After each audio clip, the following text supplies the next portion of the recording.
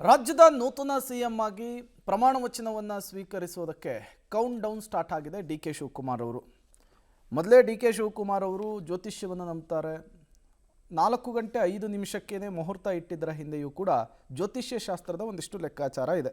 ನೋಡಿ, ಮಾಲವ್ಯ ಯೋಗದಲ್ಲಿ ಡಿ.ಕೆ.ಶಿ ಪ್ರತಿಜ್ಞಾ ವಿಧಿಯನ್ನು ಸ್ವೀಕರಿಸ್ತಾ ಇರುವಂಥದ್ದು. ಇದು ಡಿ.ಕೆ. ಪಾಲಿಗೆ ರಾಜಯೋಗದ ಭಾಗ್ಯ ಅನ್ನುವಂತಹ ವಿಚಾರ ಗೊತ್ತಾಗ್ತಾ ಇದೆ.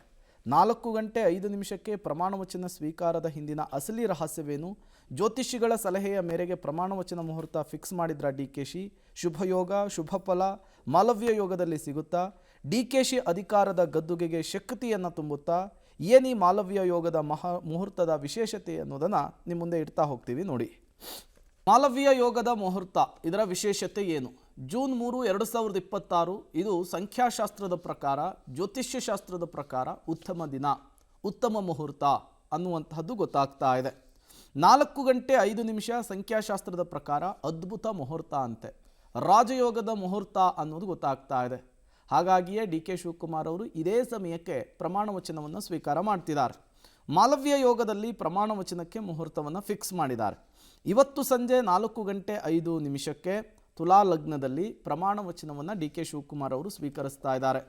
ಉಚ್ಚ ಸ್ಥಿತಿಯಲ್ಲಿ ಗುರು ಇರೋದ್ರಿಂದ ರಾಜಕೀಯವಾಗಿ ಡಿ.ಕೆ. ಶಿವಕುಮಾರ್ ಅವರಿಗೆ ಅಭಿವೃದ್ಧಿ ಆಗುತ್ತೆ ಈ ಸಮಯದಲ್ಲಿ ಪ್ರಮಾಣ ವಚನವನ್ನು ಸ್ವೀಕರಿಸಿದರೆ ಅಂಥೇಳಿ ಜ್ಯೋತಿಷಿಗಳು ಸಲಹೆಯನ್ನು ಕೊಟ್ಟಿದ್ದಾರೆ. ಸವಾಲುಗಳ ಹಾದಿಯಲ್ಲಿಯೂ ಕೂಡ ಸುಗಮ ಆಡಳಿತಕ್ಕೂ ಕೂಡ ಹಾದಿಯನ್ನು ಮಾಡಿಕೊಡುತ್ತೆ ಈ ಮುಹೂರ್ತ ಅನ್ನೋದು ಗೊತ್ತಾಗ್ತಾ ಇದೆ.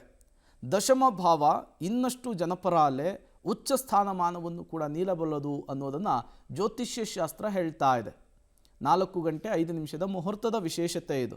ಶುಕ್ರ ಗ್ರಹದ ಛಾಯೆಯೂ ಇರೋದ್ರಿಂದ ಭಾಗ್ಯದ ಬಾಗಿಲು ತೆರೆಯುವಂತಹ ನಂಬಿಕೆಯೂ ಕೂಡ ಈ ಮುಹೂರ್ತದ ಮೂಲಕ ಮುನ್ನೆಲೆಗೆ ಬರ್ತಾ ಇದೆ.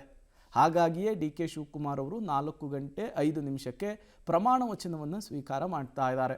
ರಾಜ್ಯದ ನೂತನ ಮುಖ್ಯಮಂತ್ರಿಯಾಗಿ ಅಧಿಕಾರವನ್ನು ಸ್ವೀಕರಿಸ್ತಾ ಇದ್ದಾರೆ. ಹಾಗಾದರೆ ಡಿ.ಕೆ.ಶಿ ಪದಗ್ರಹಣದ ಮುಹೂರ್ತದಲ್ಲೂ ಕೂಡ ಸವಾಲಿದೆಯಾ? ಅದರ ಡೀಟೇಲ್ಸ್ ಕೂಡ ನಿಮ್ಮ ಮುಂದೆ. ಮುಹೂರ್ತದಲ್ಲಿ ಶನಿ ಪ್ರಭಾವವೂ ಇರೋದ್ರಿಂದ ಕೊಂಚ ಸವಾಲುಗಳು ಎದುರಾಗುವಂತಹ ಸಾಧ್ಯತೆ ಇದೆ ಅಂಥೇಳಿ ಜ್ಯೋತಿಷ್ಯ ಶಾಸ್ತ್ರ ಹೇಳ್ತಾ ಇದೆ. ಸಪ್ತಮ ಭಾವದಲ್ಲಿ ಮಂಗಳ ಇರೋದ್ರಿಂದ ರಾಜಕೀಯ ಸಂಘರ್ಷಗಳು ಮುಂದಿನ ದಿನಗಳಲ್ಲಿ ಎದುರಾಗುವಂತಹ ಸಾಧ್ಯತೆ ಇದೆ. ಇದು ಕೂಡ ಡಿ.ಕೆ. ಶಿವಕುಮಾರ್ ಅವರಿಗೆ ಸವಾಲಾಗಬಹುದು ಅಂಥೇಳಿ ಜ್ಯೋತಿಷ್ಯ ಶಾಸ್ತ್ರಜ್ಞರು ಹೇಳ್ತಾ ಇದ್ದಾರೆ. ಆಂತರಿಕ ಕಲಹದ ಕರಿಛಾಯೆಯೂ ಕೂಡ ಇದೆ. ಡಿ.ಕೆ. ಶಿವಕುಮಾರ್ ಅವರ ಮುಂದಿನ ಭವಿಷ್ಯದ ವಿಚಾರಕ್ಕೆ ಸಂಬಂಧಪಟ್ಟಂತೆ ಜ್ಯೋತಿಷ್ಯ ಶಾಸ್ತ್ರಜ್ಞರು ಹೇಳ್ತಾ ಇರುವಂತಹ ವಿಚಾರ ಇದು. ಸವಾಲುಗಳ ಹಾದಿಯಲ್ಲೂ ಕೂಡ ಸುಗಮ ಆಡಳಿತವನ್ನು ಡಿ.ಕೆ. ಶಿವಕುಮಾರ್ ಅವರು ಕೊಡ್ತಾರೆ. ಅದರಲ್ಲಿ ಯಾವುದೇ ರೀತಿಯ ಆತಂಕ ಅಡ್ಡಿಗಳು ಇಲ್ಲ ಅನ್ನೋದನ್ನು ಕೂಡ ಈಗ ಜ್ಯೋತಿಷ್ಯ ಶಾಸ್ತ್ರಜ್ಞರು ಹೇಳ್ತಾ ಇರುವಂಥದ್ದು. ಇದೆಲ್ಲವೂ ಕೂಡ ಡಿ.ಕೆ. ಶಿವಕುಮಾರ್ ಅವರು 4 ಗಂಟೆ 5 ನಿಮಿಷಕ್ಕೆ ಶುಭ ಮುಹೂರ್ತದಲ್ಲಿ ಸ್ವೀಕರಿಸುವಂತಹ ಪ್ರಮಾಣ ವಚನದ ಕಾರ್ಯಕ್ರಮ ಅಥವಾ ಮುಹೂರ್ತಕ್ಕೆ ಸಂಬಂಧಪಟ್ಟಂತಹ ಮಾಹಿತಿ.